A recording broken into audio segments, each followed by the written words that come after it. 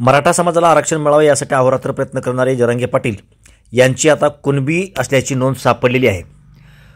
जरांगे पाटलांची कुणबीची नोंद सापडली असून मोडी लिपीचा अभ्यास करणारे जे पथक आहे ते पथक शिरूरच्या दौऱ्यावरती होतं। शिरूर तहसील कार्यालयामध्ये मनोज जरांगे पाटील यांच्या वडिलांच्या नावानं ही नोंद सापडलेली आहे। कुणबी नावाची ही नोंद आहे आणि जरांगे पाटलांच्या वडिलांच्या नावानं ही नोंद आहे। त्यामुळं मराठा समाजासाठी कुणबी नोंदी सापडाव्यात किंवा कुणबीमधून आरक्षण भेटावं ओबीसीच्या माध्यमातून यासाठी अहोरात्र प्रयत्न करणारे जरांगे पाटील यांची नोंद नव्हती अशी चर्चा होती आणि ती नोंद आता सापडलेली असून त्यांच्या वडिलांच्या नावानं कुणबी अशी नोंद सापडलेली आहे।